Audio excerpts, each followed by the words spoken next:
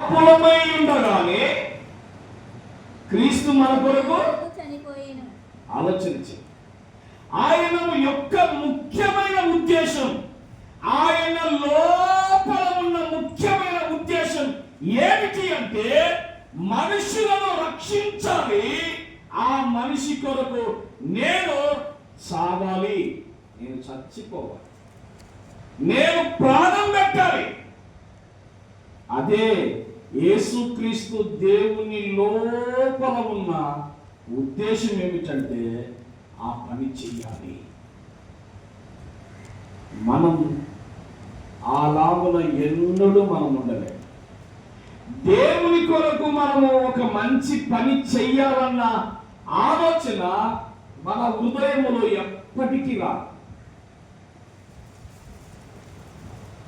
ఎవరైనా చర్చికి దేవుని మందిరానికి రాకపోతే వారి విషయంలో ప్రయాసపడి వారిని ప్రభు దగ్గరకు నడిపించాలన్న ఆలోచన హృదయములో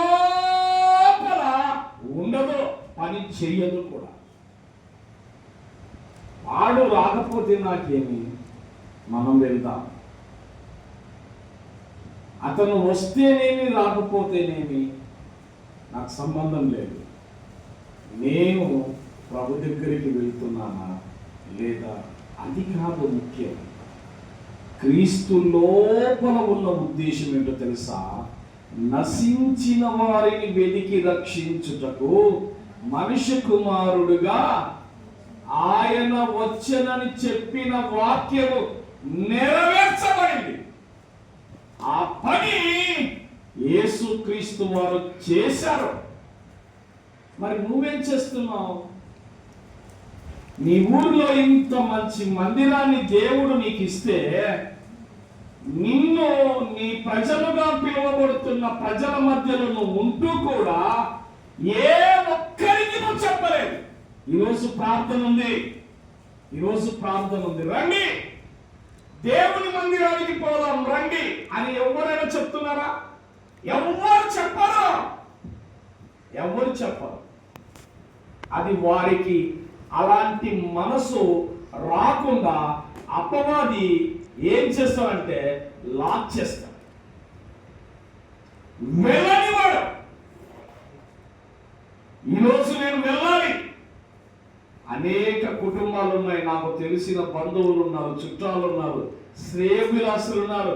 వారి మధ్యకు నేను వెళ్ళి, అమ్మా ఈరోజు దేవుని మందిరములో దేవుని చర్చిలో ప్రార్థన జరుగుతుంది, మనమందరం వెళ్దాం, రండి రండి రండి రండి అని ఇలాంటి ఆలోచన మనుషుల లోపల ఈ ఆలోచన ఉండనే ఉండదు. కానీ దేవుని ఆలోచన అది కాదు. దేవుని ఉద్దేశం వేరు. దేవుని ఉద్దేశం ఏమిటంటే నశించిన దానిని వెతికి రక్షించటానికి వచ్చాడు. అది ఆయన ఉద్దేశం.